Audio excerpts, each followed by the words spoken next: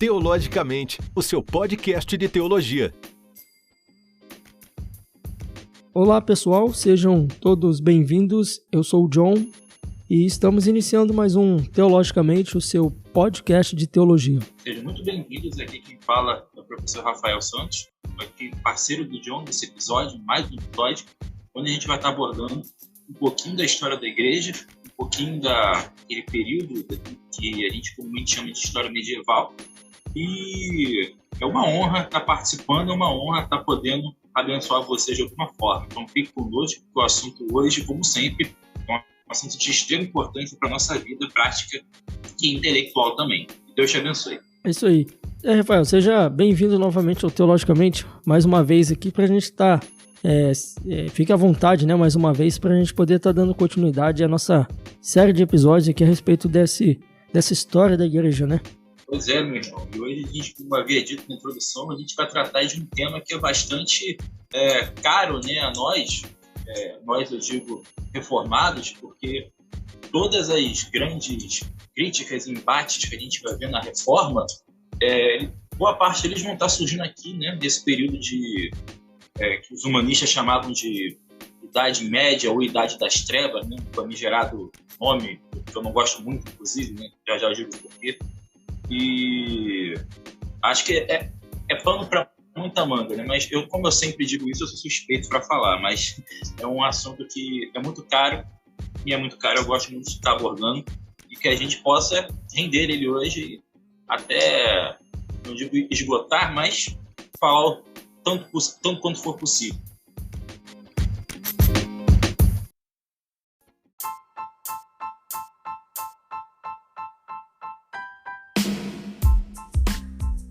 Bem, Rafael, antes da gente continuar com esse episódio, né, a gente só gostaria de passar aqui um recado bem rapidinho para os nossos ouvintes, né? Você que acompanha o Teologicamente há algum tempo, você sabe que os nossos conteúdos eles são disponibilizados de forma gratuita na internet. E para nós isso é um motivo de orgulho, né? E satisfação saber que você não paga nada para ouvir os nossos podcasts, ler os nossos artigos e também os nossos devocionais. Só que, né, irmão Rafael, para manter esse projeto de forma gratuita e acessível a todos, alguns gastos são gerados, né? E como um projeto independente, teologicamente ele não recebe ajuda de nenhuma instituição. Né? E, assim, para continuarmos como um projeto gratuito e independente, contamos com você. E você pode fazer parte do nosso clube de apoio. E como que você pode fazer parte do nosso clube de apoio? De 3 formas. A primeira forma é você nos ajudando com uma doação avulsa, né, ou uma doação mensal, clicando no link abaixo aqui desse podcast, tá bom?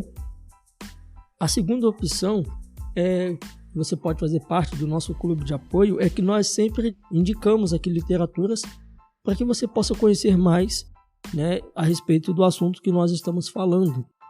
E assim, a cada compra, né, que é realizada através dos nossos links, o Teologicamente ele ganha uma pequena comissão. E a terceira e última opção que você pode fazer parte do nosso clube de apoio é compartilhando os nossos conteúdos, nos ajudando no engajamento desse projeto. Porque com sua participação, o seu engajamento, mais pessoas, né, terão acesso aos nossos conteúdos.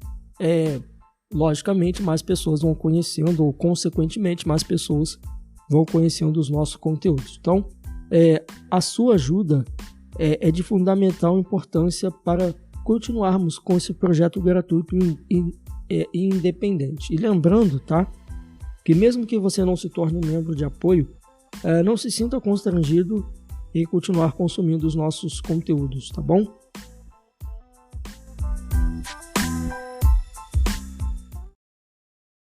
Bem, Rafael, já entrando diretamente aqui na nossa pauta, a partir do século 3, 4, né, o fato mais notável e influente foi a institucionalização do cristianismo? Pois é. A gente está num período de transição, né? A gente, só recapitulando, a gente viu um pouco aí dos primeiros anos da igreja, né? A gente chama de patrística, comumente, o período de paz da igreja. E isso tudo se deu dentro daquele contexto de perseguição do Império Romano, surgimento das primeiras heresias, as primeiras dissensões de seitas. Então, a igreja estava sendo atacada de todos os lados, né? Não melhorou muito ao longo do tempo. Saiu nos 2 primeiros séculos. Ao longo do século, tendo claramente aqueles períodos de pit stop, né? Períodos de tranquilidade, que eram relativamente curtos. Você vai ter imperadores que vão ser tolerantes, outros que vão iniciar perseguições, que é um erro muito comum que a gente ouve, é dizer que o Império Romano perseguiu a igreja durante toda a sua história. Isso não é verdade. Como eu disse, houve momentos de perseguição e momentos de paz. E, curiosamente, nesses momentos de paz é que as heresias pareciam brotar com mais facilidade. Então, quando a igreja não era atacada politicamente, era atacada teologicamente. Então, isso aí nos 2 primeiros séculos. Quando a gente chega no século III, esse foi particularmente um período de complicação. Você teve aí mais momentos de perseguição, especialmente lá com o imperador Marco Aurélio, e posteriormente, no final do século III, a pior, talvez, perseguição com o imperador Diocleciano, que vai ser aí uma figura bastante não temida pelo cristianismo, mas eu particularmente considero Diocleciano muito pior que Nero. As pessoas enchem a bola de Nero, mas eu acho que Diocleciano foi bem mais chatinho, vamos dizer assim. E vai ser durante o governo dele que a gente vai ter ali uma crise também política que já vai servir para a introdução do que a gente vai falar já já, que é a instauração de uma tetrarquia, né? Ou seja, um governo de 4 em Roma. A gente percebe que o Império Romano já começa a ter um declínio político, já dando sinais de que a coisa não está indo muito bem. Então, Diocleciano ele vai dividir o poder com Maximiano, Galério e Constâncio. Então, serão 4 imperadores aí dispersos, não só na cidade de Roma, né, mas cada um na sua própria urbe, na sua própria cidade. E é nesse momento que você vai ter aí essa grande perseguição aos cristãos. Então, desses 4, somente o imperador Galério permanece aí como imperador até sua morte, em 311, depois de Cristo. E aí, então, mais uma vez, após a morte dele, 4 novos imperadores vão estar disputando o poder aí nessa tetrarquia. E eles eram Constantino I, Maximino, Licínio e Maxênio. Desses 4 aí, o mais importante, que pelo menos para o que a gente vai tratar hoje, é Constantino I, devido à sua relação com a igreja. Então, Constantino ele vai estar subjugando os demais imperadores, né, seus co-imperadores, para assim dizer, seja por aliança ou pela força, até restar Maxênio, que vai ser o grande opositor de Constantino. Então, é nesse momento que a gente vai ter aquela famosa história, né, em que, na véspera da batalha, Constantino teria sonhado, ouviu uma voz do céu no sonho, e ele viu um símbolo, né, nos escudos dos seus soldados, né? Ele via aí você tem algumas variações. Alguns textos vão dizer que ele viu a cruz, outros textos vão estar dizendo que eu penso mais assim, vou preceder, que ele viu o Quiró, né? As 2 letras gregas que são as iniciais do nome Cristo, né? É um X e um P escritos, Christos, Jesus Christos. E a voz do céu dizia: com este símbolo vencerás. Então, Constantino ele manda colocar este símbolo nos escudos dos seus soldados e ele derrota Maxênio na Batalha de Ponte Milvio e se torna o único imperador de Roma, né? Ele se torna ali a figura mais proeminente. Então, falar de Constantino, John, é bastante complexo em alguns sentidos, porque ele é uma figura muito... ela é polêmica, né? Vamos dizer assim, né? A gente adora uma boa polêmica no Brasil. Por isso que o Constantino atrai.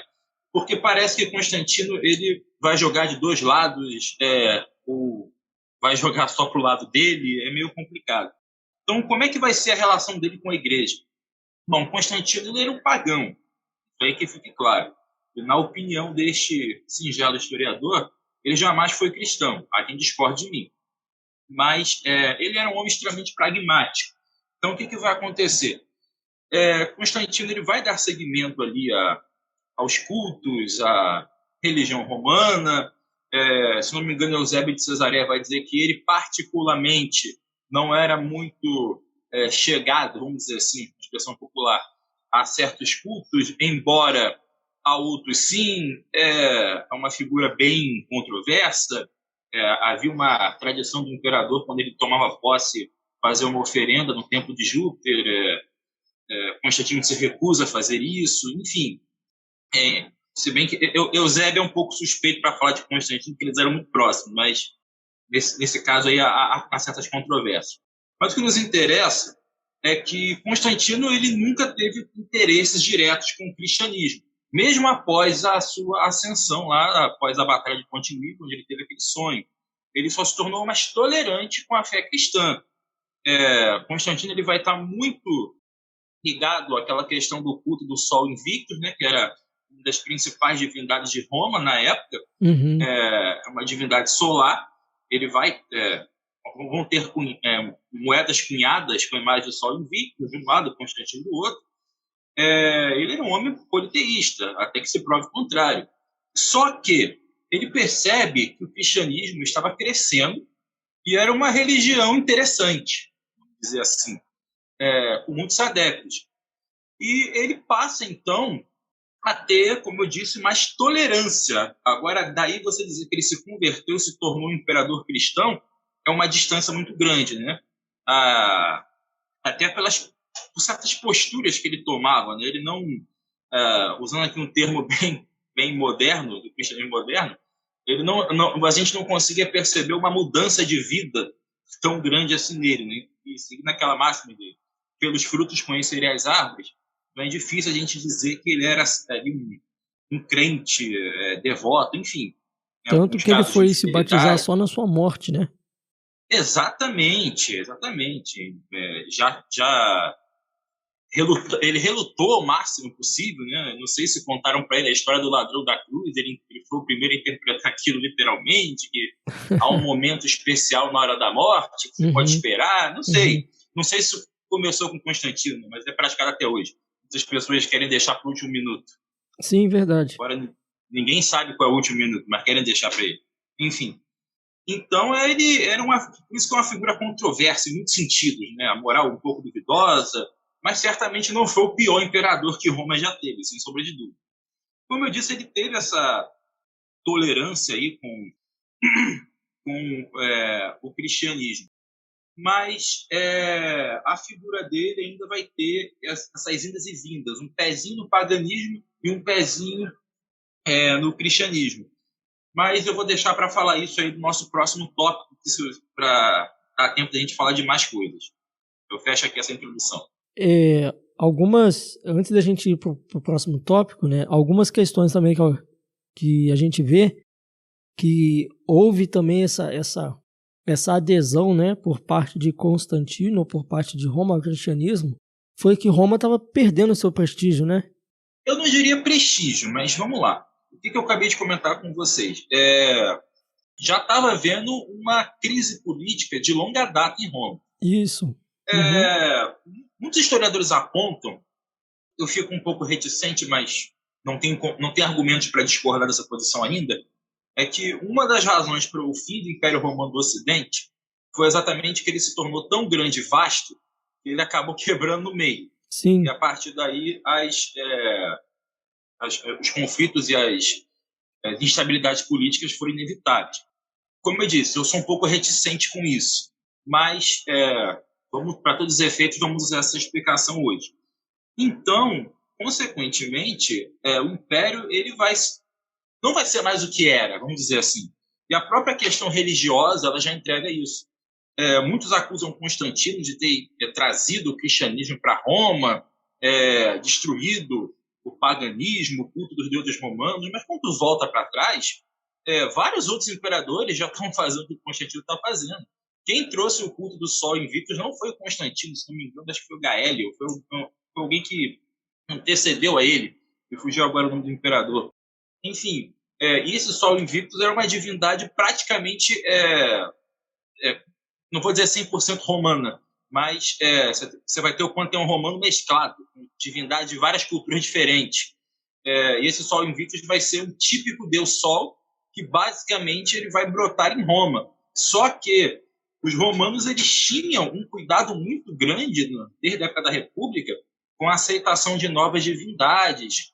A tradição romana era importante. Uma das razões para ele terem perseguido o cristianismo foi essa, que o cristianismo não era uma religião antiga. Os romanos eles respeitavam toda a religião que era anterior a eles, inclusive o judaísmo.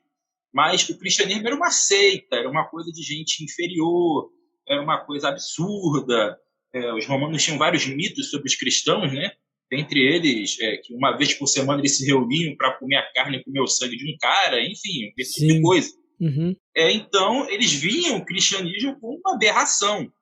Mas, com o passar do tempo, os próprios imperadores romanos foram trazendo coisas estranhas para Roma. Então, essa crise, vamos dizer assim, ela não começa em Constantino, ela já vem lá. Roma estava defasando já há um tempo, né? O navio já estava enchendo de água já tinha um tempinho. Não foi, eu digo isso porque alguns historiadores, muitos ligados a essa ala anticristã, eles falam, não, o fim de Roma, a culpa é do cristianismo. Não é. Não é. Na verdade, Roma já estava caminhando mal porcamente muito antes do cristianismo de Constantino. Então, o prestígio caiu, a moral caiu, eles vão começar a perder guerra para os povos germânicos à torta e direito, enfim.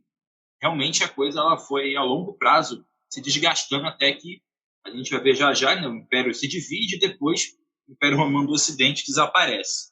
E a gente pode ver, né, Rafael, que com a declaração, né, do cristianismo como religião oficial do Império, essa declaração trouxe algumas vantagens à religião cristã, né? E quais foram essas vantagens? Vamos primeiro fazer só uma correção histórica que confunde a muitos. A primeira, o que Constantino fez não foi transformar o cristianismo na religião oficial do Império. Muita gente acaba, por falar isso, por achar que é a mesma coisa, mas não é.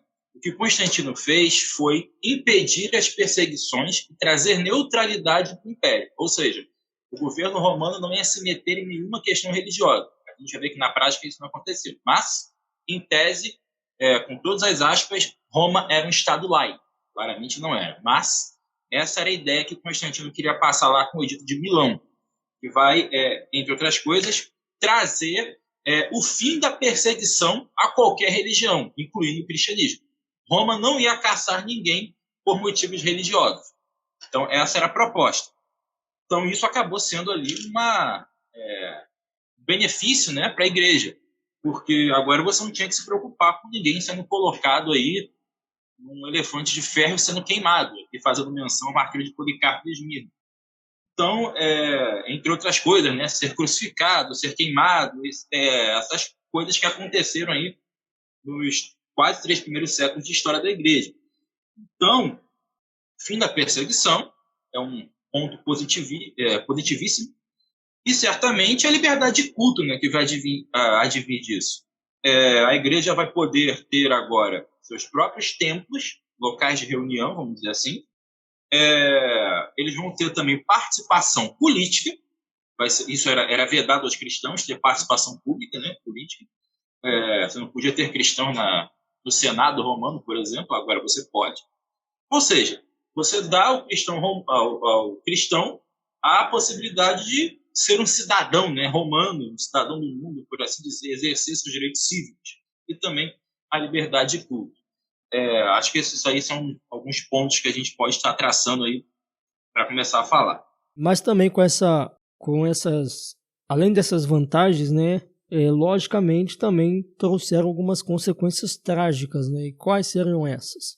Curiosamente, John, as consequências, o lado ruim é sempre maior, né? A gente sempre tem mais consequências negativas do que positivas. Uhum. Mas vamos lá. Eu costumo dizer que, brincando claramente, há controvérsias, mas eu sempre digo que quando Constantino colocou a mão na igreja, desgraçou ela. A coisa começou a piorar a partir daí. Muitos discordam de mim, claramente. Até dentro da igreja mesmo, da igreja cristã. Mas por que eu digo isso? Não aqui colocando a culpa em Constantino, não que ele foi um enviado de Satanás para destruir a igreja. Não é essa a minha ideia, minha proposição. É que a partir daquele momento, a partir de certas ações que foram tomadas, portas se abriram. Portas boas e portas ruins. Abriram-se muitas portas e nem todas a igreja deveria ter ousado entrar. Então, vamos lá. Houve, primeiramente, e eu já vou começar com o que eu acho mais grave, o problema mais grave, consequência mais grave, a aproximação entre a igreja e Roma, quando, basicamente, vou usar aqui a expressão Estado, né, apesar de ser um pouco anacrônico, mas eu vou usar só para facilitar. Houve uma aproximação ali do que a gente vai ver ao longo de toda a Idade Média até hoje, né, que é um casamento entre a igreja e o Estado. Então, a igreja cristã vai se aproximar muito do imperador, que vai lhe dar facilidade. Constantino vai dialogar constantemente, nossa, é redundante, constantemente com a igreja, vai dar acesso à igreja, especialmente aos bispos, a muitas situações ali, políticas, a gente já vai falar disso, e, em razão disso, a gente vai ter ali uma união quase que simbiótica entre um e o outro, né? Uhum. Igreja e Roma vão ficar ali bastante próximos até demais. Eu acho que os problemas começaram por aí. Isso certamente vai piorar depois que, em 380, algumas décadas depois de Constantino, o imperador Teodósio ele vai assinar o Edito de Tessalônica e aí sim vai tornar o cristianismo a religião oficial do império, né? O Edito de Milão de Constantino ele proíbe as perseguições ao cristão. O cristão é livre. E o Edito de Tessalônica de Teodósio ele vai agora sim tornar o cristianismo aí uma religião oficial do Império Romano. O governo vai se professar aí como tendo uma religião oficial. E os problemas disso, as implicações problemáticas disso são infinitas, melhor dizendo. Porque quando você junta uma coisa com outra, igreja e Estado, apesar de ser uma coisa aparentemente boa, a gente está querendo dizer que toda uma nação, todo um território, ele vai ser obrigado a professar uma determinada fé. E a gente sabe que não funciona assim. A gente sabe que não é assim sempre. Nem sempre você vai ter, você vai ter mentes discordantes o tempo todo. E com o cristianismo é ainda pior nesse sentido, porque a nossa fé ela trabalha com conversão como sendo obra do Espírito Santo. Então, um belo dia você vai chegar para um camarada que passou a vida toda no paganismo, cultuando vários deuses, vai dizer para ele, agora você vai ter que ser cristão. Ele vai chegar para você e dizer, mas que raiz é isso? Uhum. Como é que eu vou ser cristão? Não, você tem que ser cristão porque agora o Estado está mandando você ser cristão. Então, você não pode fazer. Não é assim que a nossa fé funciona. Jesus não nos mandou obrigar ninguém a ser discípulo. Ele disse, fazer discípulo. Como? Ensinando todas as coisas que eu tenho dito a vocês. Ponto. É assim que a gente faz, acrescenta as almas na igreja, ensinando pela pregação do Evangelho. E a obra do Espírito Santo age produzindo ali arrependimento na vida daquele coração, ou não. E aí, é aquilo que Paulo fala, né? Para os eleitos, a pregação é um aroma suave de Cristo, mas para os que se perdem, é cheiro de morte. Então, nem todos vão crer. A gente sabe que nem todos serão salvos. Então, você não pode simplesmente chegar um belo dia e tacar, essa aqui é a religião do império, todo mundo vai ter que virar cristão. Mas, e aí? Vão virar cristão? Não. Mesmo que eles se professem. Houve conversão? Só porque alguém assinou ali um decreto, uma medida, né, política, isso aí converte o coração de algum pecador? A gente sabe que não. Então, esse casamento de igreja e Estado ele é perigosíssimo. Esse é um dos motivos piores, né? Você forçar a pessoa a viver uma coisa que ela não é, e não houve qualquer regeneração. Mas não para por aí, não acaba, tem mais. Essa aproximação, dentro dessa aproximação de igreja e Estado, os bispos da igreja eles passam agora a ter poder político. Cria-se, né, uma espécie de aristocracia clerical, vamos dizer assim. Uhum. E nesse momento começa-se a professar que esse luxo que eles vão ter, a pompa, a honraria, isso é a favor de Deus. Temos aqui os precursores da teologia da prosperidade, olha só. Não uma, bem antigo, né? Pois é, o que a gente falou no nosso último episódio. Essas heresias, elas não são de hoje, elas começaram lá atrás. elas só trocam de nome. Então, a você ter poder, você ter riqueza, isso é porque Deus está te abençoando. É a única resposta imaginável. Isso começou a se apregoar. E uma das críticas de Lutero foi essa, a opulência do clero, a opulência do Papa, que sentava no seu trono de ouro majestoso. Enfim, isso começa já aqui, em meados do quarto para o quinto século. É uma coisa bem antiga. E, por fim, houve também uma aproximação com o imperador em questão, voltando agora a falar de Constantino, que o imperador ele vai se colocar como sendo uma espécie de guardião da igreja, né? Ou o termo que é mais usado, o imperador vai ser aquele que tem o papel de árbitro em disputas teológicas, aquele que deve regular a doutrina. Então, basicamente, você dá a alguém o poder, a alguém que provavelmente não é crente, de tomar decisões e opinar em assuntos da igreja. Então você percebe. Só pra gente contextualizar aqui um pouquinho isso que você está falando, imagine que agora aí na nossa comunidade cristã, né, entre os pastores, teólogos, surge aí uma divergência muito grande, aí a gente vai até o presidente, para o presidente, né, decidir o que vai ser as ações que serão tomadas, né? Era mais ou menos isso que estava acontecendo. Exatamente. E de forma menor, John, a gente pode explicar ainda com um exemplo mais próximo. Eu venho percebendo, isso é um dado meu, não tem gráfico para provar isso, mas eu venho percebendo nos últimos anos que o número de pessoas descrentes dentro da igreja que pensam que são crentes tem aumentado bastante. Não sei se você percebe isso. E essas pessoas, muitas vezes, são até pastores. São pastores que não demonstram sinais de arrependimento, não demonstram sinais de conversão, ou então membros que têm cargos, ocupam lugares vitais dentro da igreja, tomam decisões, fazem isso, fazem aquilo, e não são regenerados. Eu creio que vai por esse caminho. Você levar para fora da igreja questões que têm que ser resolvidas dentro da igreja, eu acho um pouco problemático. Esse exemplo que você deu aí é o macro, né? Aí você já ir direto no poder máximo, 10 ao menos, de uma nação e, olha, não sei nem se o presidente é convertido, qual é a religião que ele professa, mas resolve isso aqui para a gente. Você pede um provável descrente para resolver uma questão teológica ainda por cima. É nesse contexto, por exemplo, aqui, voltando para cá, que Constantino ele vai convocar o Concílio de Nicéia. Porque você vai ter naquele momento ali aquela controvérsia ariana, você vai ter aqueles ataques à divindade de Cristo. Então, a igreja tem que tomar a decisão. Então, o que o imperador faz? Vamos convocar um concílio ecumênico. O que é um concílio ecumênico? É você chamar todos os bispos de todos os cantos do império, congrega eles na cidade de Nicéia, e ali a gente ver o que vai ser feito, né? Qual vai ser a resposta da igreja a essa situação, no caso, o arianismo. Só que ali eles não debateram só o arianismo, eles debateram várias coisas.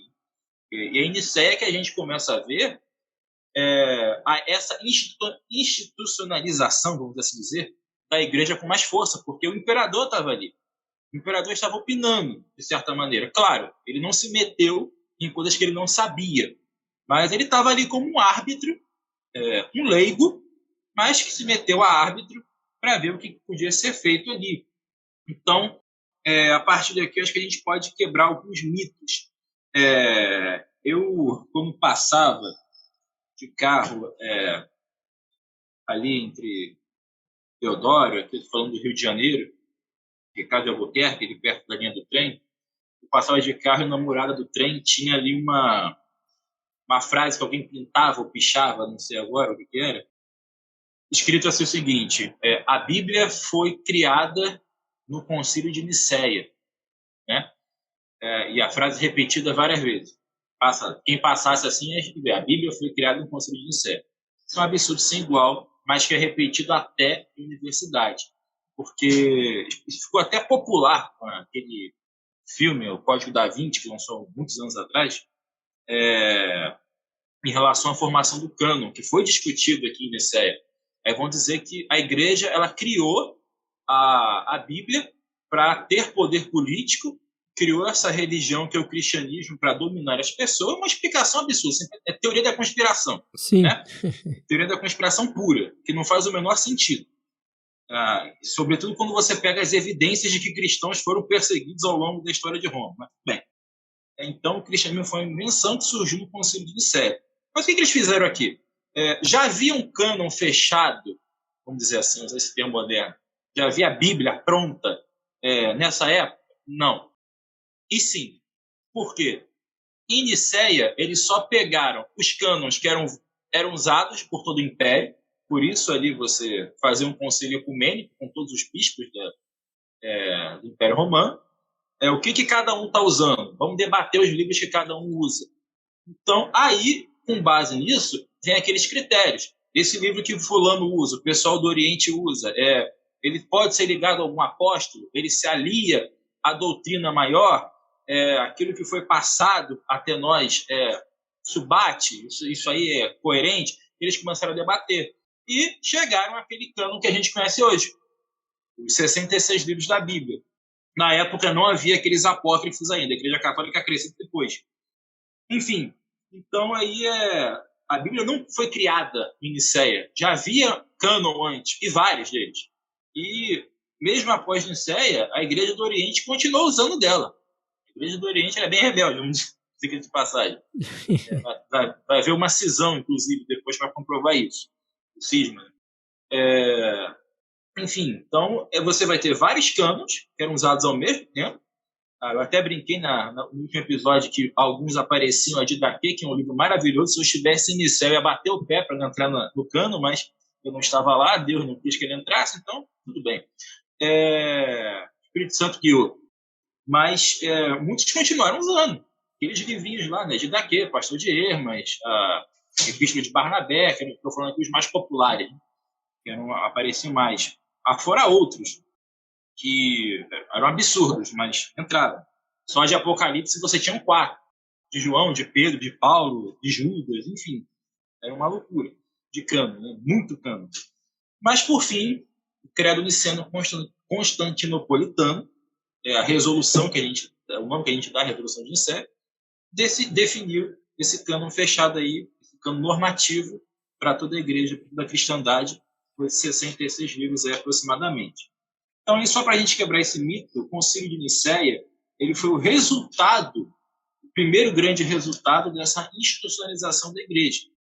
Tratou de questões doutrinárias, ele deu resposta ao arianismo, conforme a gente viu já no último episódio, ele fechou essa questão aí do cânon, mas também tem esses pontos negativos que a gente já citou, essa aproximação com o governo, com o Estado, por assim dizer, ela foi muito forte. Ela deu uma nova redefinição ao poder episcopal.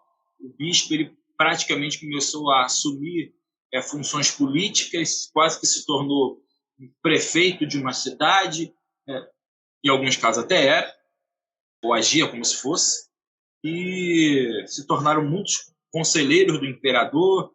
Aquela coisa, como eu disse, o cristianismo, muitas portas boas foram abertas para ele, mas ruins também. E a igreja não deveria ter entrado em todas ao mesmo tempo. E deu no que deu. A gente vai falar mais sobre isso já já. Sim, e foi nesse período, né? Nesse período da Idade Média que o papado ele se desenvolveu com mais força, né?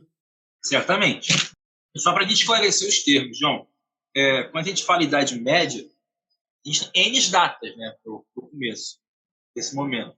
Mas o que foi isso? A Idade Média é um nome pejorativo. Não sei se você consegue perceber isso. Que é aquilo que está no meio. Aquilo que está no meio, né? Isso foi criado pelos nossos amados lá, humanistas do século XIV e XV da Renascença. E eles quiseram denegrir mesmo. O período que, para eles, a antiguidade foi o período áureo da humanidade. Os filósofos, você tinha toda uma estrutura intelectual formada. E a Idade Média é a Idade das Trevas, né? Pejorativo. Mas a gente vai ver que não foi bem assim, né? Teve muito intelectualismo na Idade Média, até demais. Na verdade, eu considero a filosofia medieval a mais difícil que existe. Muito complexa mesmo. Entender você ler um Tomás de Aquino, por exemplo, não é para qualquer um. Eu, quando peguei pela primeira vez, sofri. Não é uma leitura fácil, não é um pensamento fácil. Mas, enfim, então a gente, quando trata de Idade Média, eu particularmente começo a falar de Idade Média ali com Constantino, Concílio de Nicéia ali, no final, comecinho ali, metade do quarto século. Século IV em diante, a gente já pode falar de Idade Média aí, agora aí, até o século XIV, mais ou menos. 1000 anos, né? Idade Média, por assim dizer. E sim, foi nesse período, já respondendo a sua pergunta, que a questão do papado ela vai se desenvolver. Claro, se você perguntar para um católico romano, ele vai dizer que o primeiro papa foi São Pedro, né? Isso aí depende para quem você pergunta, né? Tem isso também. Não vai. Isso é... Já que eu comentei isso, deixa eu só dizer, do ponto de vista histórico, por que São Pedro não poderia ser o primeiro papa. Primeiramente, porque é anacronismo. Você não pode falar papado do século I depois de Cristo. Anacronismo puro. E segundo, que a gente vai ver o que vai ser chamado de papado não era bem o que Pedro fazia. Na verdade, não era bem o que um apóstolo fazia. Uhum. Para isso, eu vou ter que explicar aqui agora como que nós chegamos a todo esse contexto de papamóvel, conclave, encíclicas, bulas, e toda essa coisa que envolve aí o Vaticano, que envolve o contexto do Papa. Bem, o papado ele começa a se constituir, não uma ideia que alguém tem assim num certo momento, é o que vai se construir desde o século II, com o fortalecimento do episcopado. Há quem diga que talvez até no final do século I, porque talvez você se lembre, John, lá no livro do Apocalipse, como é que João começa, né, com aquelas 7 cartas, né, 7 igrejas. E lá, Jesus, quando se dirige a uma igreja, ele fala o quê? Ao anjo da igreja tal. E alguns estudiosos consideram que aquele anjo ali, certamente não é anjo literal, espiritual, mas é o líder da igreja. Sim. Seria muito provavelmente um bispo ou um presbítero, né, mesmo, supervisionando aquela igreja. Então, Jesus está se dirigindo a ele. Aí alguns historiadores percebem que isso meio que quebra aquela, vamos dizer assim, aquele anacrônico, tá? Aquele modo de governo mais congregacional que a gente vê em Atos. A igreja toda se reunindo, tomando decisões juntas, não dá a entender que é um líder supremo, vamos dizer assim, né? Embora o livro de Atos fale de bispos. Mas parece que em Apocalipse a figura desse líder está mais proeminente. Se a gente vê historicamente falando, a gente percebe que em tempos de perseguição, isso é muito interessante, a igreja tendia mesmo a se firmar, né, se aproximar de uma liderança única, porque você tem um concílio de bispos, uma reunião de diáconos ali, um conselho, é mais complicado, porque no meio de uma perseguição, ninguém quer ouvir debate, você quer uma liderança forte que te ajude a sair daquele problema, decisões rápidas, né, para problemas rápidos e imediatos. Então, a figura única do bispo, vamos dizer assim, a proeminência episcopal, ela talvez já comece ali já no final do primeiro século, e as cartas lá de João no Apocalipse talvez nos dê algum indício disso. Mas vai ser a partir do segundo século mesmo, já na patrística, que a força desses bispos vai ser ainda maior do que antes. Irineu de Lyon, por exemplo, ele defendia uma sucessão apostólica como forma de preservação da ortodoxia. Lembrando que Irineu estava respondendo aos gnósticos. Os gnósticos se diziam defensores retentores de ensinamentos que vieram do próprio Cristo, ensinamentos secretos, ensinamentos que a igreja desconhecia. Eles queriam se firmar como a única e verdadeira igreja de Cristo. Então, o que Irineu vai dizer? Que a tradição, que aquilo que os apóstolos nos legaram, é o que vale, é aquilo que é a Escritura, é aquilo que nós recebemos. Então, Irineu ele vai dizer também que somente através da sucessão apostólica, dos ensinos apostólicos, é que nós podemos ali manter a igreja pura, a igreja ortodoxa. Só que isso vai acabar sendo deturpado, né? Porque vão acabar levando isso para tornar a ideia de que o bispo é o sucessor direto do apóstolo. Sim. Então, essa ideia vai acabar se construindo, embora talvez não fosse o que Irineu quisesse dizer.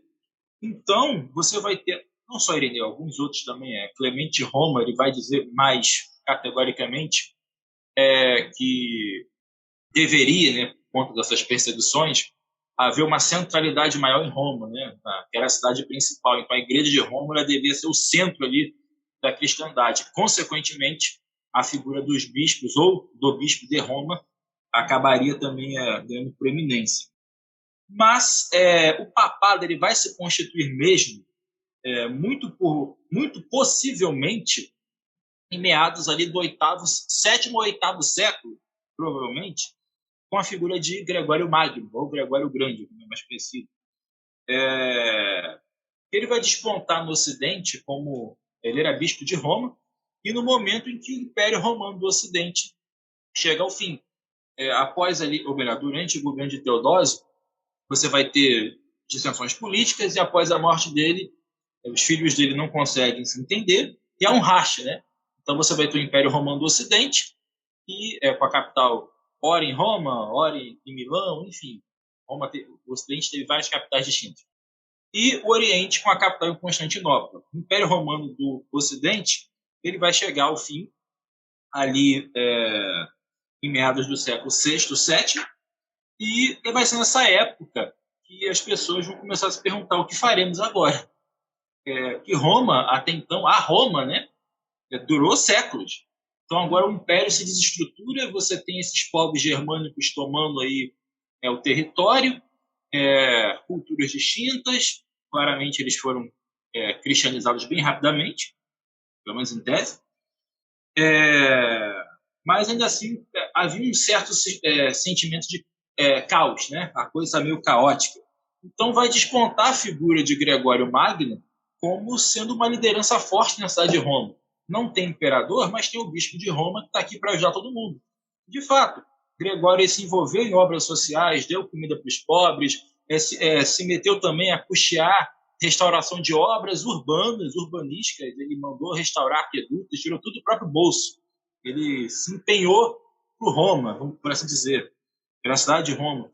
Consequentemente, ele ficou famoso, a figura dele se tornou muito proeminente, ele começou a ser tratado como um pai da cristandade. E é daí que a gente vai tirar a noção de Papa. Então, eu e os historiadores, né, consideramos Gregório Magno como sendo o primeiro Papa, certamente não São Pedro.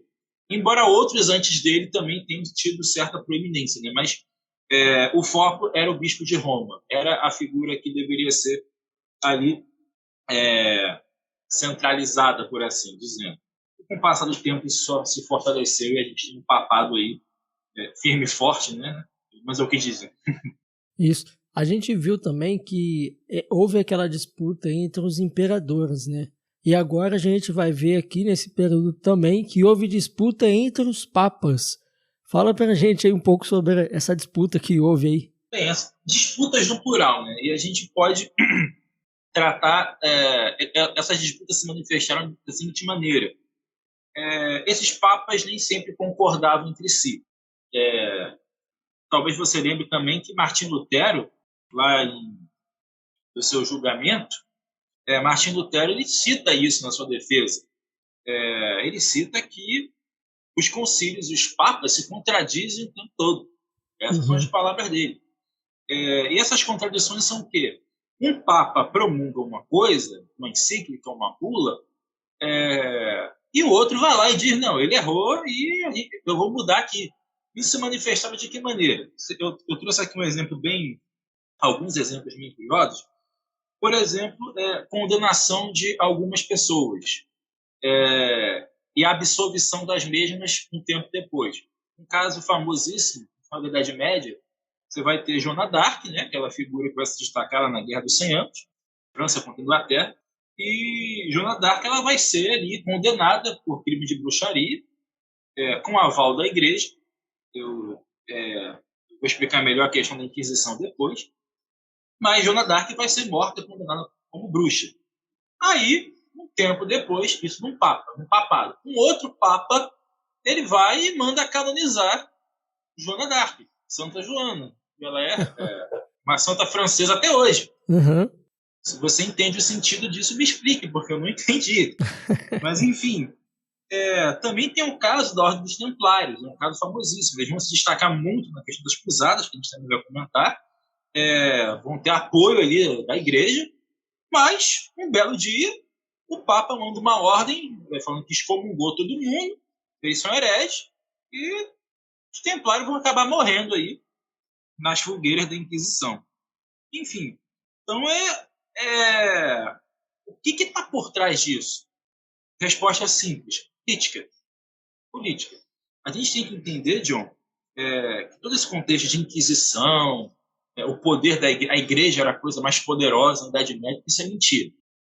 A igreja não tinha todo esse poder. O que a igreja é? A igreja se tornou uma instituição forte, isso é verdade. Sobretudo após ali a constituição do feudalismo. A igreja vai ser senhora de terra, vai ter poder econômico, enfim. Porém, o poder da igreja não era maior do que o poder dos reis. As pessoas teimam em não aceitar isso. O poder político era maior.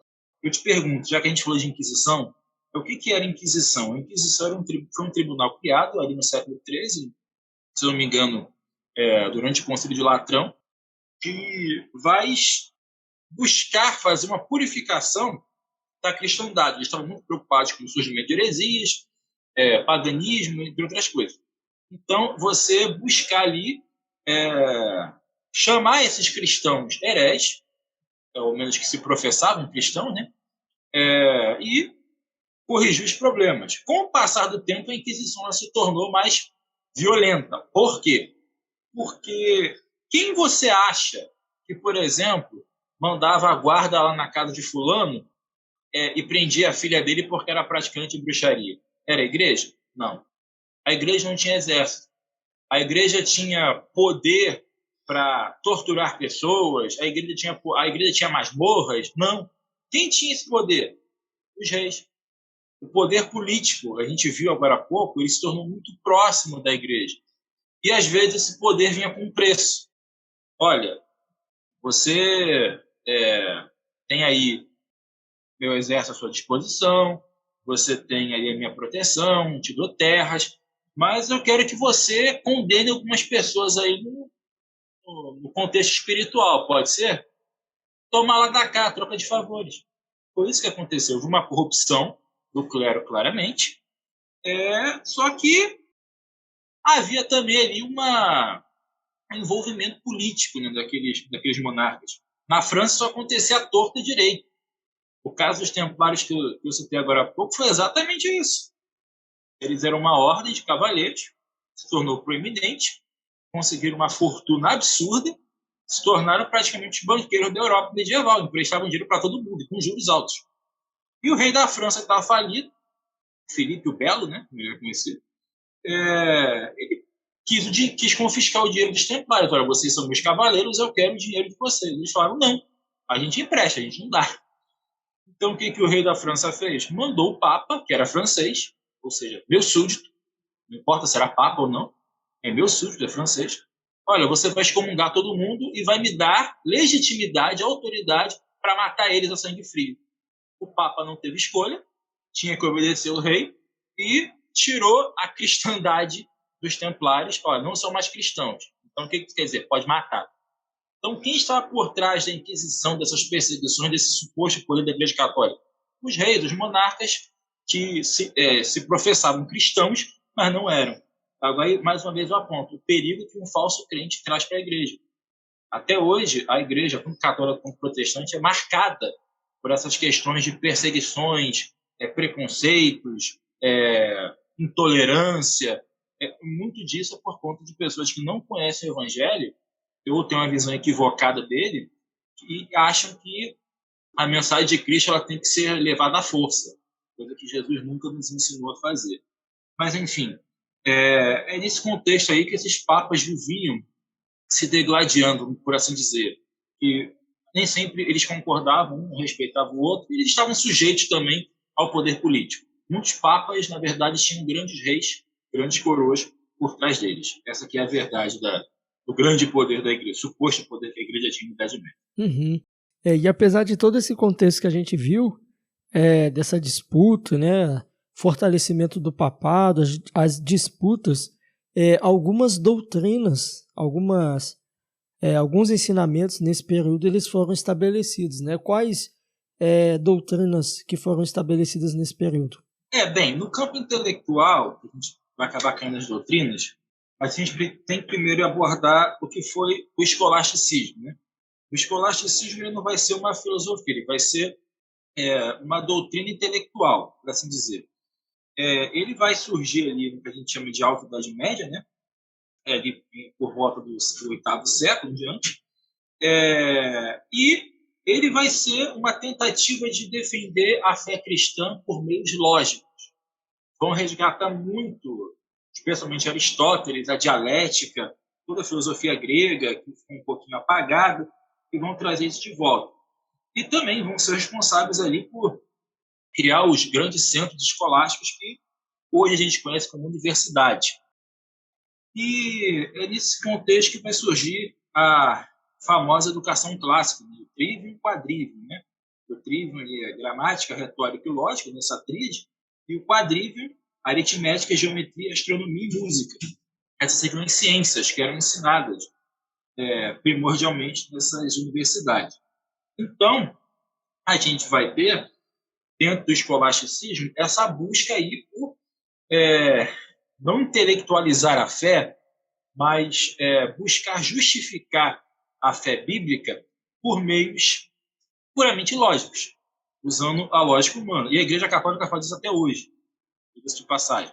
Se você for conversar com um padre erudito sobre qualquer questão, justificação pela fé, por exemplo, que foi um tema da Reforma, você vai ver, primeiramente, que o padre quase não usará a Bíblia em momento algum, mas ele vai usar vários filósofos, ele vai usar vários eruditos da escolástica, especialmente, alguns da patrística, e vai tentar convencer você da posição dele de que ele está certo através ali de argumentos lógicos.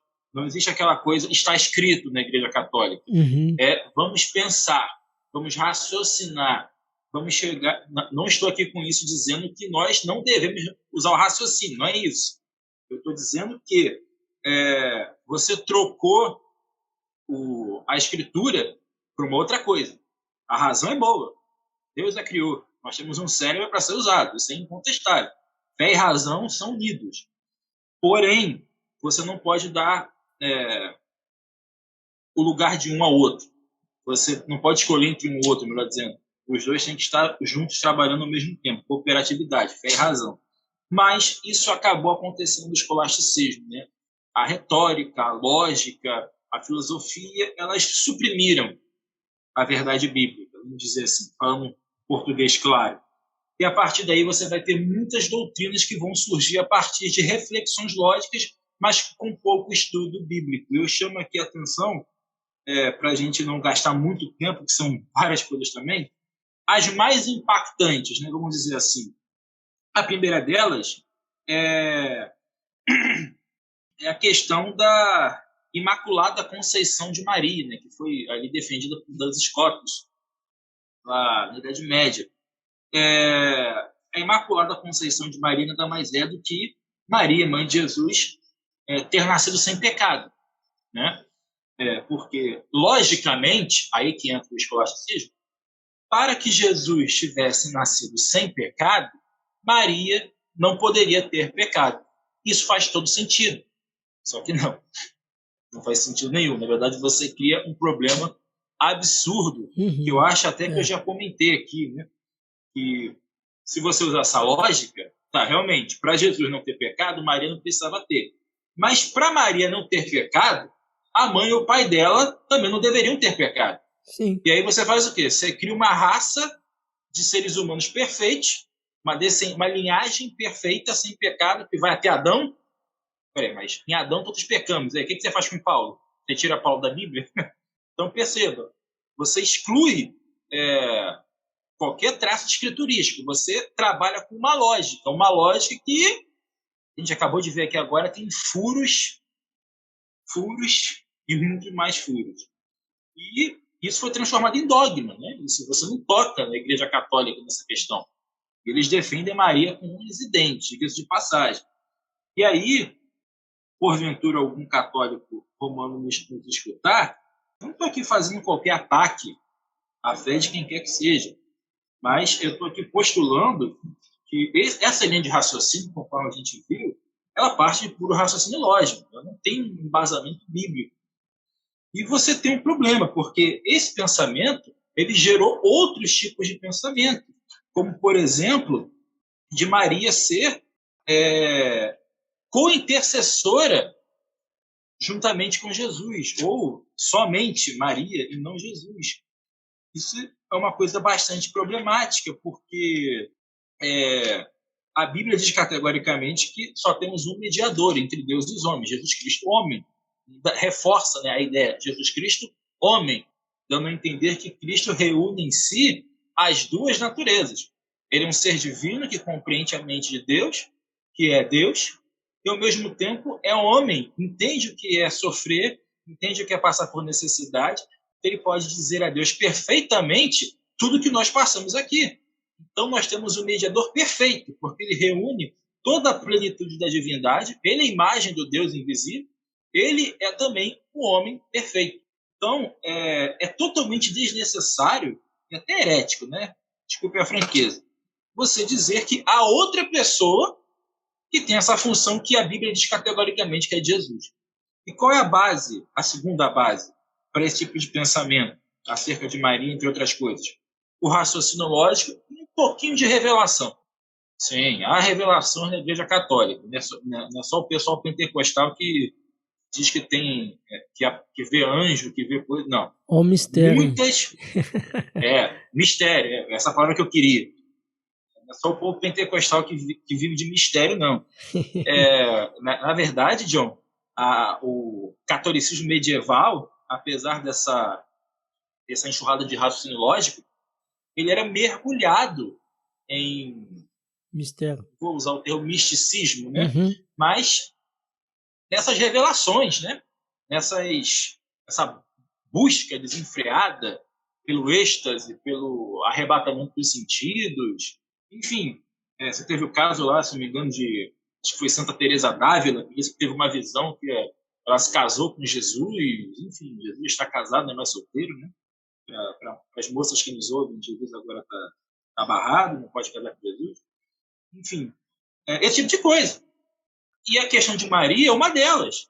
Você teve, por exemplo, um padre, que eu não vou me lembrar o nome dele agora, foi evidentemente canonizado, isso é outra coisa que a gente vai falar, ele disse que teve uma visão de um navio, aí a voz de Deus falava que o navio era a igreja, aí havia um grande mastro central nesse navio, né? E ele perguntou o que esse mastro representa. Aí, supostamente, Jesus teria dito, esta é Maria, ela é o sustento da igreja, ela está no meio ali da igreja. Mas, peraí, como assim Maria, o centro da igreja? Como assim? Então, esse pessoal, com esses raciocínios lógicos, esse pouquinho aí, essa pitada de revelações, de visões, de sonhos, eles construíram todo esse pensamento medieval que perdura até hoje. Percebe que, especialmente essa ênfase, essa veneração mariana, né, ela é fortíssima, a ponto de que eu já ouvi, isso não é majoritário, é o que eu vou falar agora, eu só ouvi, inclusive, de uma pessoa. Eu já ouvi gente dizer, por exemplo, que o sangue que nos redime é o sangue de Maria, porque o sangue de Jesus foi vertido na cruz, mas como ele era filho dela, foi o sangue de Maria que foi derramado por nós. Olha só o absurdo. Então, uma coisa vai puxando a outra. A gente começou lá na Imaculada Conceição e já chegamos nisso. O sangue de Maria que nos purifica de todo pecado. Como assim? Então, não é aqui com o objetivo de atacar a fé de quem quer que seja, mas fazendo aí as devidas ressalvas. Outra questão interessante é a doutrina do purgatório. Essa vai ser particularmente achincalhada, vamos dizer, na época da reforma, né? Porque ela é incompatível, né, o que Lutero e Calvino pregavam, o que condiz com a justificação pela fé. Você vai ter uma ideia de que nem todos os pecados são pecados que te levam para o inferno. Você pode ver uma vida cometendo certos pecados que eles podem te levar para um meio termo. Em outras palavras, aquela noção entre pecado capital e pecado venial. Sim. Pecado capital são aqueles 7, né, que a gente conhece. E esses pecados te levam para o inferno. Agora tem os outros lá, as mentirinhas bobas, furar fila, comer frutinha no mercado sem pagar, essas coisinhas bobas que todo mundo faz, uma corrupçãozinha outra ali, isso não te leva para o inferno. Isso, no máximo, te leva para o purgatório. Porque lá você vai purgar esses pecadinhos, você já está salvo. Mas você vai passar um tempo ali, o purgatório seria um inferno leve, né? Um fogo mais brando. 180 graus só. Então você sofre um pouquinho no purgatório, o tempo depende dos pecados que você cometeu, né? E para facilitar, você ainda pode ter pessoas na Terra orando por você, fazendo reza para você, passar menos tempo no purgatório, e depois disso você vai para o céu, tá salvo, tá tranquilo. Aí eu trouxe aqui, por exemplo, uma frase de Gregório Magno, já citado aqui, que ele fala: no que concerne a certas faltas leves, aí os pecados veniais, deve-se crer que existe antes do juízo um fogo purificador. O Catecismo da Igreja Católica ensina o seguinte, abre aspas, aqueles que morrem na graça e na amizade com Deus, mas imperfeitamente purificados, estão certos da sua salvação eterna. Todavia, sofrem uma purificação após a morte, a fim de obter a santidade necessária para entrar na alegria do céu. A gente nem precisa pensar muito, né, porque os reformadores foram contra isso. Porque a Bíblia diz que somos justificados mediante a fé em Cristo Jesus. Se já somos justificados, aí não temos mais culpa, não há condenação para quem está em Cristo Jesus. Então, como assim depois da morte ainda tem alguma dívida a ser paga? Se eu já estou salvo, isso implica que eu já fui liberto da condenação do pecado. E outra coisa, quando que os apóstolos de Cristo, quando o próprio Jesus, ensinaram acerca de um local intermediário, que não é o céu nem o inferno? No momento algum, nunca falaram disso. Nunca falaram disso. Também não falaram nada sobre Maria também, diga-se de passagem. Se ela tem um papel tão importante na salvação, pelo menos Paulo deveria ter citado ela alguma vez, mas isso ele faz. Então, qual é a base bíblica para a doutrina do purgatório? Eles vão usar aqui um texto de 2 Macabeus 12, 44 a 46. Nem preciso mencionar que 2 Macabeus é um livro apócrifo, que vai ser, como eu havia dito, o cânon ele foi fechado em Niceia, mas o pessoal ainda consultava uma série de outros livros. Eles não eram proibidos. O pessoal aqui, eu digo clero, né? E 2 Macabeus ele vai ser aceito como cânon da Igreja Católica, vai ser usado, até hoje está lá, como os apócrifos do Antigo Testamento. E 2 Macabeus ele traz um momento lá em que o pessoal diz que vai fazer oração pelos mortos. Aí eles pegaram isso e fizeram um acréscimo. Por que vão fazer oração pelos mortos? Porque eles estão em algum lugar que precisa de oração. Não pode ser o céu, porque no céu eles estão bem. Eles não precisam de oração no céu. E não pode ser o inferno, porque o inferno é definitivo. Não há volta para o inferno. Então eles só podem estar no local intermediário, no local onde eles estão purgando os seus pecados. Daí a ideia da doutrina do purgatório. Seria uma espécie de um limbo, né? Mais ou menos, porque eles fazem distinção ainda. Né? Porque você tem o purgatório e as subdivisões dele, né? Sim. Você tem, por exemplo, já que você falou do limbo, você tem o limbo infantis, que é para onde eles acreditavam que as crianças não batizadas iam. Acho que ainda creem nisso até hoje. Você tinha vários tipos de limbo. Uhum. Esse das crianças é o único que eu me lembro agora. O purgatório era mais ou menos isso. Eu não sei se eles fazem divisão entre as seções do purgatório, se esse limbo está lá dentro, aí você me pegou. A geografia do purgatório não é meu forte. Mas, pois é. Tem que ler mais da Divina Comédia. Acho que está melhor explicadinho lá no Dante. Mas era mais ou menos por isso. Eu fazia essas hiperdivisões, aí, subdivisões, para criar destinos intermediários, que, como a gente já viu, não existem na Escritura. E só para fechar essa questão, outra coisa importante é a questão da canonização, né? A gente vai ver surgindo a figura do santo. Eu fui até censurado uma vez por um irmão reformado, né? Eu fui fazer uma meditação, eu falei, vamos abrir aqui o texto do Evangelho de São Lucas. Ele falou, não, esse negócio de São Lucas, depois de católico, isso é verdade. Calma, meu. Calma. Legalismo também não é coisa de cristão, não. Calma. Não pode se apegar a certas besteiras assim. Quando a gente fala São Lucas, São Mateus, a gente está ressaltando que, assim como nós, salvos, todos somos santos. Essa Sim. palavra são é isso, são santificada. Então, sim, São Mateus, São Lucas, São João, São John, São Rafael, enfim, somos santos porque Cristo nos santifica. Enfim, toda a igreja é santa, né? Não deveria ser, seja santo porque o seu Deus é santo. Porém, na Idade Média, a figura do santo ela ficou deturpada. Em que sentido? O santo era aquele ser que recebia um dom de Deus em vida sobrenatural. Era um ser humano perfeito. Em alguns casos, era aquele que ia para o deserto, enfrentava demônio, batia de frente com Satanás, chegava para ele e falava qual o teu nome, qual o teu chefe. Sim, isso acontecia. Não é novidade de hoje. Então, o santo era era o super-herói, né? Você tinha lá, se você juntasse 4 ou 5 santos numa mesma catedral, você tinha os Vingadores lá praticamente juntos. Então, nesse sentido, era um super ser. Você tinha ali figuras santas, né? Santidade virou sinônimo de perfeição na Idade Média. E até hoje os católicos têm essa visão, e alguns evangélicos também. Não sei se você já ouviu, né? Muita gente fala, né? Eu não sou santo, não. Devia ser. Sim. Até porque a Bíblia fala que sem santidade ninguém verá Deus, mas devia ser. Então, santidade não é perfeição, mas acabou se constituindo. O santo se torna aquele que em vida era um super ser. E após a sua morte, havia um processo muito curioso, que era a canonização. Antes de falar disso, quero voltar um pouquinho na Antiguidade. Havia dois momentos, duas questões, melhor dizendo, que nos ajudam a entender isso. Na Grécia, você tinha a figura do semideus, do herói, né? Podia ser um semideus ou não.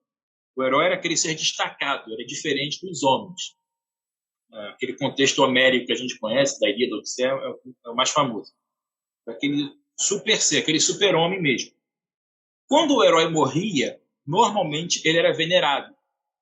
Você tem os exemplos, né? Hércules, Perseu, Teseu, enfim. Após a morte, esse herói ele era venerado, era adorado como uma divindade. Em Roma, quando o imperador morria, ele passava por um processo chamado de apoteose. O que é isso? Era a divinização do imperador. A gente vê, por exemplo, uma das razões para a perseguição aos cristãos é que eles se recusavam a cultuar o imperador. Não era o imperador vivo, tá, gente? Era o imperador morto. O culto ao imperador só podia ser prestado depois que ele morresse. Então, o imperador só se tornava divino após a sua morte. Por isso que muita gente não gostava, por exemplo, de Nero. Nero queria ser adorado em vida. Isso era basicamente uma heresia romana. Domiciano seguiu o mesmo caminho dele. O imperador só podia ser venerado após a sua morte. Então, é aí que está por trás do culto do imperador.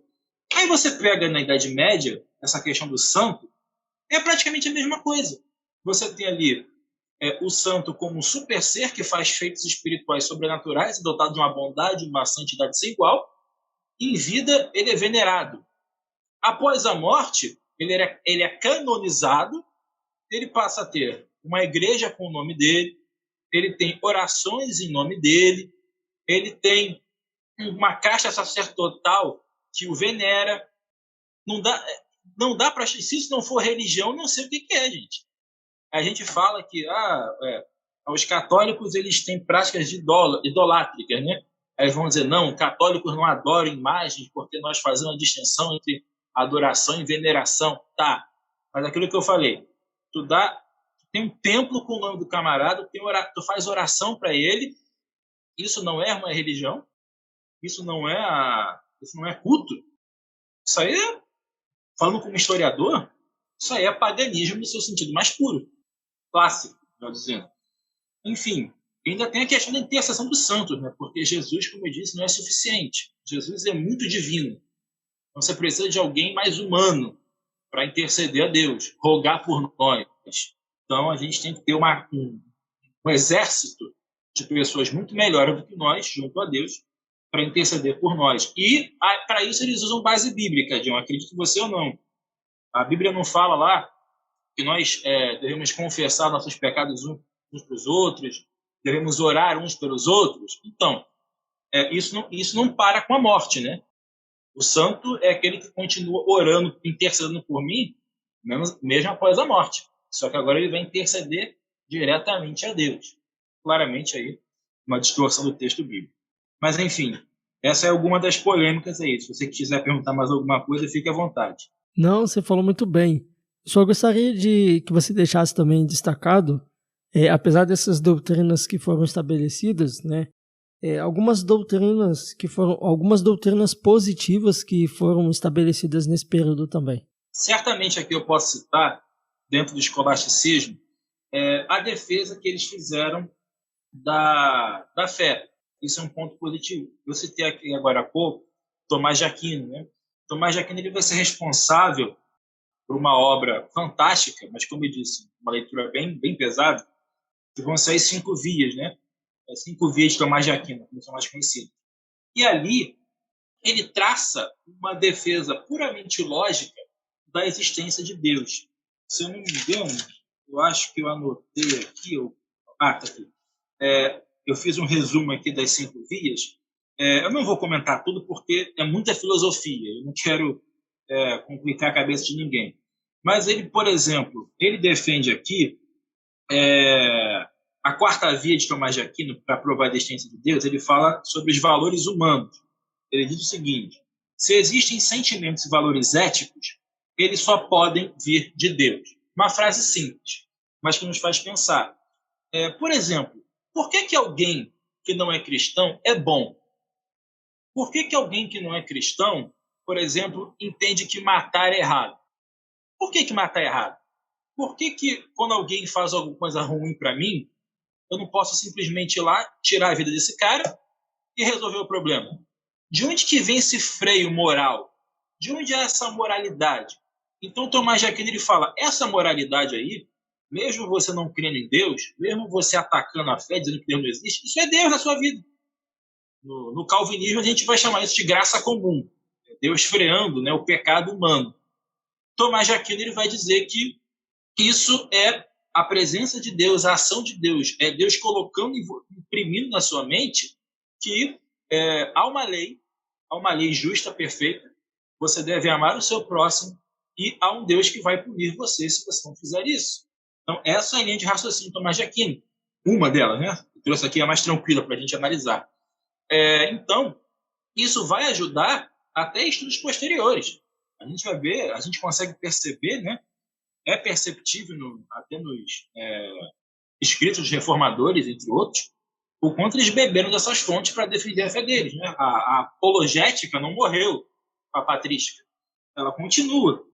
Então, eu creio que um dos pontos positivos na escolástica, na Idade Média de uma forma geral, foi esse favor que eles prestaram à apologética, à defesa de Deus, da existência de Deus, né? Argumentos palpáveis que servem como uma resposta. Claro, a gente tem a Bíblia, isso é suficiente, porém, é sempre bom a gente ter um diálogo, saber argumentar. E as bases de Tomás de Aquino, as vias de Tomás de Aquino, são excelentes para isso. Outra coisa destacável também, eu já mencionei aqui por altos, é a própria questão da universidade.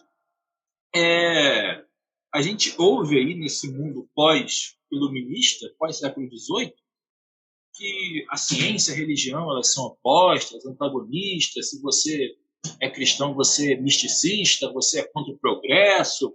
Mas o conceito de universidade, de academia, ele é puramente cristão. Puramente cristão. A educação, ela se desenvolveu, educação no sentido acadêmico, ela se desenvolveu dentro da igreja, dentro do meio eclesiástico. A gente vai ver durante a Reforma, quando o Calvino percebe que antes de ensinar as doutrinas mais complexas que ele estava propondo, ele tinha que primeiro botar o povo para ler Bíblia.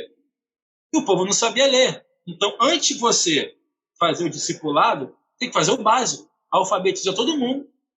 E, de quebra, você ensina o resto. Calvino era professor de direito, ele passou isso. Aí você vai ter astrônomos, matemáticos.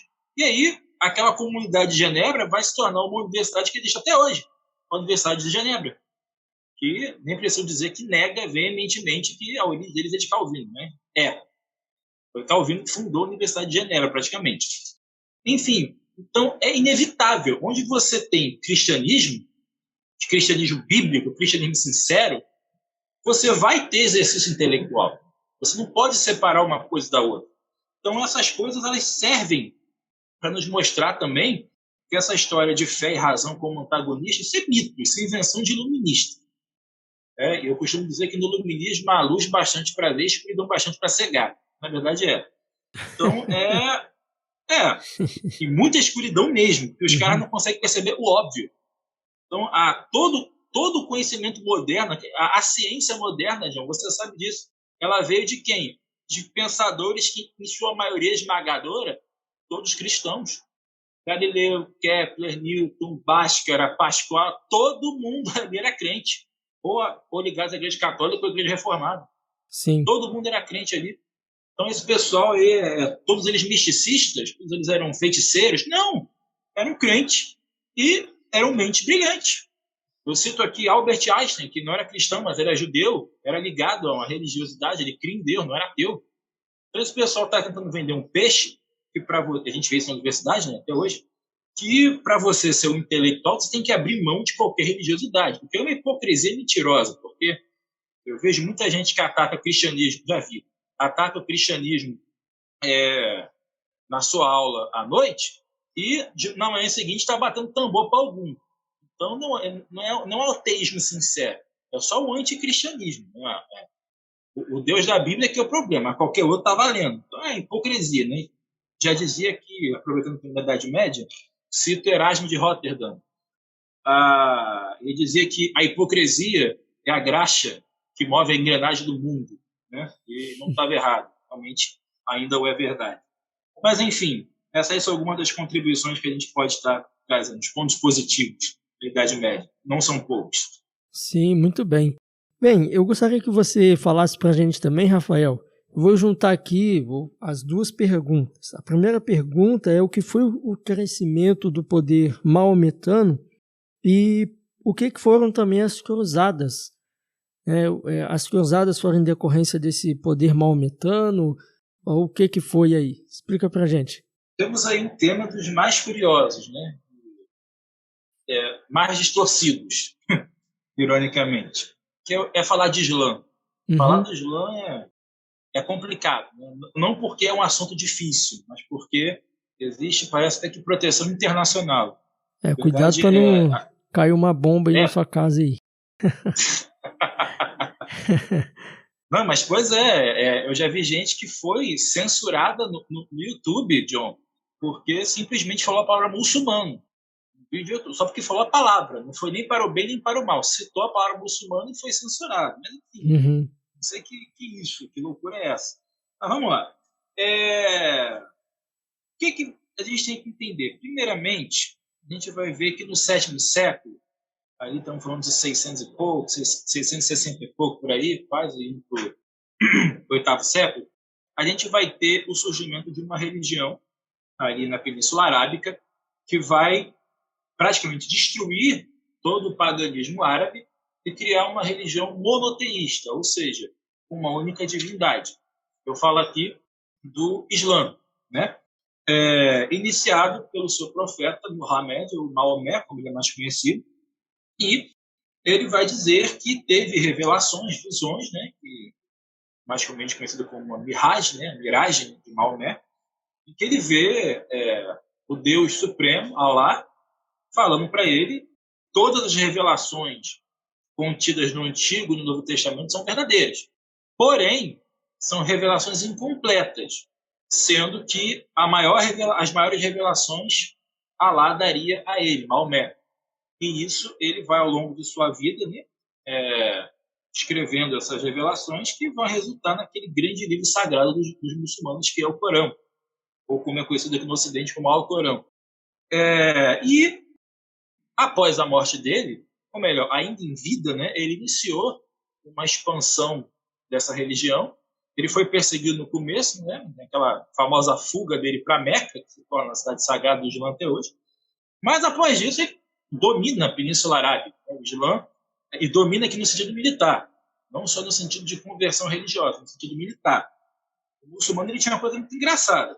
Ele dominava uma região, uma cidade, aí o camarada perguntava: eu posso continuar cultuando a minha religião? Aí o muçulmano dizia: pode, só que você não vai ter direito de voto, você pode se desapropriar a qualquer momento, você pode até perder a sua vida, mas pode continuar com a sua religião. Mas, se você se converter para o Islã, aí você pode ter tudo.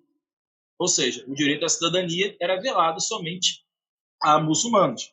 Aí fica fácil você converter meio mundo.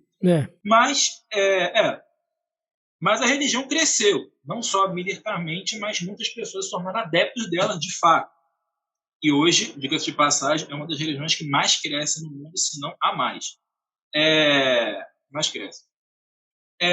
Então, ao longo de muito tempo, Maomé conseguiu conquistar praticamente toda a Península Arábica e um pedacinho do Oriente. Após a morte dele, isso triplica, né? Você vai ter disputas internas, a questão do califado se divide, um grupo mais fiel aos ensinos dele, um outro grupo que cria outras coisas, enfim. É fato que Maomé é descendente de Ismael? Não, fato não. Eu particularmente tenho minhas dúvidas. Na verdade, Maomé não. Os árabes, né? Como um todo. Há ali uma genealogia suposta mesmo, eu não sei de onde tiraram, que defende que os árabes são descendentes de Abraão por Ismael. Sim. Eu acho isso muito conveniente, né? Porque o Maomé ele queria fazer uma ponte com o cristianismo e com o judaísmo, por consequência. Que melhor maneira de fazer isso do que se alegar como descendente de Abraão? Uma forma fácil. Então, sim. Isso só vai surgir depois dele. Antes dele, ninguém falava disso. Só vai surgir com ele. Então, eu particularmente tenho minhas dúvidas e elas são grandes. Na verdade, eu duvido muito que ele seja. Mas, para todos os efeitos, vamos dizer que sim. Apesar de eu ser contra. Então, o que vai acontecer, John? Essa fé islâmica ela vai crescer. Enquanto ela estava lá no Oriente Médio, não tinha o menor problema. Aí, eles tocaram onde não deveriam ter tocado. Aí você vai pensar, eles chegaram em Jerusalém, dominaram a cidade santa, e por conta disso os europeus foram lá para tirar eles, porque Jerusalém é a cidade sagrada. Eu vou dizer para você, não foi nada disso. As cruzadas, elas não foram um movimento religioso que venderam para a gente, de forma alguma. Eu vou explicar o porquê. As cruzadas foram uma empreitada puramente militar. O que você vai ter? O Islã vai crescer para além das suas fronteiras. Como eu disse, vão tomar a Península Arábica, o Oriente, e vão chegar em Constantinopla. Constantinopla, ali, mais ou menos na atual Turquia, ela era o quê? A passagem, quase que literalmente a ponte, entre o Oriente Médio e a Europa. Era um caminho, era uma rota importantíssima. E eles tomaram Constantinopla. Então, o que os reis da Europa vão ver nisso? Vão ver um problema, porque se eles já chegarem em Constantinopla, vão chegar aqui a qualquer momento. E, de fato, isso aconteceu. Eles chegam na Europa, eles tomam toda a Península Ibérica, né, a atual Espanha e Portugal, e o avanço deles parecia que ia continuar. Então, quando a gente fala de uma islamização do mundo, o pessoal vai dizer, não, isso é teoria da conspiração. Não, isso não é teoria da conspiração, isso é o objetivo do Islã. O bom muçulmano, aquele que se considera fiel ao Corão, aos ensinamentos do profeta deles, ele quer islamizar o mundo todo. Isso aí é da crença dele. Eles têm um compromisso evangelístico, todas as aspas, até maior do que os cristãos, porque com eles não medem esforços, né? A gente às vezes se trava, para dizer o mínimo. Então, esse avanço do islâmico, claramente por métodos militares, começou a assustar. Então, o que você vai fazer? Aquele mesmo esqueminha lá da Inquisição. Você tem que apelar para a igreja. Você não pode sair declarando guerra à torta e à direita. Até porque a maioria dos nobres da Europa ainda não tinha se tocado. Eles estavam felizes nos seus reinos distantes. E alguns deles, como por exemplo o pessoal mais lá ao norte, estavam preocupados com outras ameaças. Porque, por exemplo, naquela região da Bretanha, atual Reino Unido, você vai ter um constante ataque de escandinavos, vikings, né? Piratas. Então, eles tinham outros problemas. O Islã estava muito longe. Então, o que você vai fazer? Você vai dar um toque no Papa, falando especificamente agora do Papa Inocêncio, se não me engano, não, perdão, Urbano II, foi o Papa da Primeira Cruzada. Ele vai convocar um sínodo na cidade de Clermont, na França, em 1095, e ele vai fazer um apelo aos nobres da Europa: salvem Constantinopla, defendam desses cruéis invasores e, aproveitando, retomem a Cidade Santa, retomem Jerusalém, que já foi há muito tomada por esses bárbaros, esses infiéis, como eles eram chamados. E aí você vai ter uma convocação para que a Terra Santa seja retomada. A primeira, que a gente vai chamar, né, a primeira de muitas, né, foi a Primeira Cruzada. Ela vai ser um fracasso, né, porque muita gente não aderiu. Na verdade, ela é inclusive chamada de a Cruzada dos Mendigos, porque muitos pobretões vão lá para o Oriente Médio, para Constantinopla, para tentar ganhar vida, mas acaba morrendo. A Segunda Cruzada, e essa é mais interessante, ela já vai reunir ali cavalaria, um exército mais bem formado, porque agora os muçulmanos já chegaram na Europa, a coisa realmente chegou a um nível que eles não podiam ignorar, e aí os nobres partiram para retomar não só Constantinopla, como Jerusalém, que era outro ponto importante. Eles perceberam também que ali tinha riqueza, ali tinha rotas de comércio. O Oriente era uma terra que parecia que os europeus tinham esquecido, mas agora eles lembraram o como aquilo era importante na antiguidade. E, vamos retomar isso. E aí que você tem as ordens de cavaleiros surgindo, se dividindo em grupos. Aí você tem, por exemplo, os templários, que eram muito famosos, que vão estar retomando Jerusalém. Né? Jerusalém se tornou uma obsessão. Né? Era mais do que derrotar os muçulmanos, era retomar Jerusalém, porque aquilo dali era um ponto-chave, e ainda o é até hoje. Né? A gente vê os problemas políticos aí, e sociais até hoje, já é. Outro fato interessante é que, para ir derrotar os muçulmanos, esse pessoal eles vão ter que matar, né? E matar é pecado. Então, o que a igreja vai fazer? Para legitimar isso daí, eles vão dizer o seguinte: olha, vocês não têm que se preocupar porque vocês vão estar matando infiéis, vocês vão estar lutando pela cristandade, para que esses pagãos, vamos dizer assim, hereges, eles não venham para cá destruir a nossa fé, nossa terra e tal. Mas, como matar é pecado, a igreja vai dar para vocês um perdão antecipado. A igreja vai dar a vocês ali um salvo-conduto para vocês lá fazerem o pecado de vocês e não ter problema. É um pecado que já vai ter ali um perdão prévio, né? A gente vai chamar isso de indulgência. Vão receber indulgência papal, vão receber um perdão que vai ser usado como um instigador, né? Você pode ir lá, faz o que tiver que fazer, está perdoado. Aí eles foram, mataram, violentaram mulheres, saquearam, e está perdoado mesmo, que podia fazer o que quisesse, mesmo para o inferno por causa disso. Então, pelo menos segundo a Igreja Católica. Então, é aí que começa a prática da indulgência.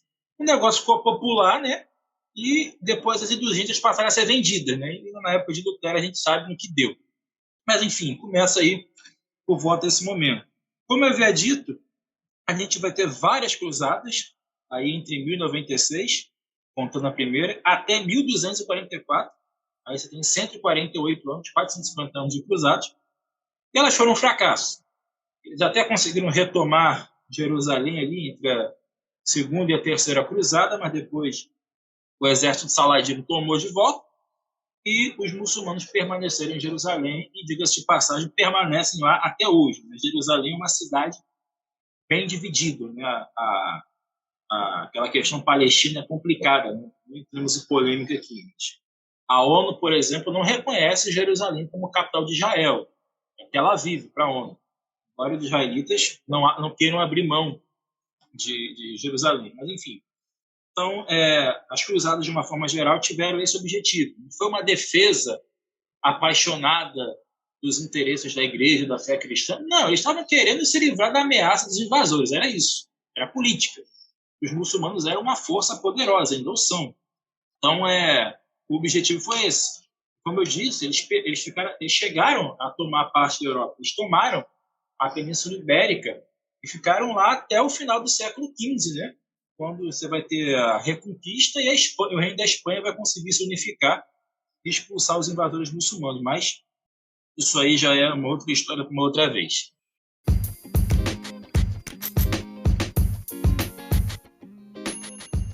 Nós já estamos chegando ao final de mais um episódio. Eu gostaria, Rafael, que você deixasse as suas considerações finais.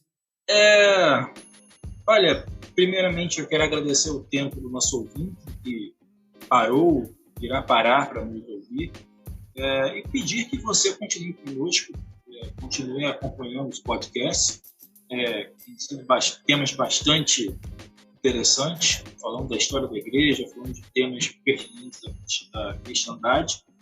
É um trabalho abençoador, tem me abençoado, né? O trabalho do John. Peço que você continue conosco também até o final desses episódios. Temos aí mais um episódio para tratar da história geral da igreja. E fechando aí com a questão da reforma protestante, que é um assunto que todo cristão deve saber, mas parece que a maioria escolhe ignorar. Mas que Deus te abençoe e que você continue conosco aí, nos acompanhando, pela glória de Deus. É isso aí, Rafael. Muito obrigado aí pela sua disponibilidade mais uma vez. Nada, João. Eu que agradeço o convite. Estamos aí à disposição. Amém. Eu agradeço também a participação de todos vocês, assim como o nosso irmão Rafael já agradeceu. Eu quero também agradecer aqui. Obrigado por ouvir o nosso episódio até o final.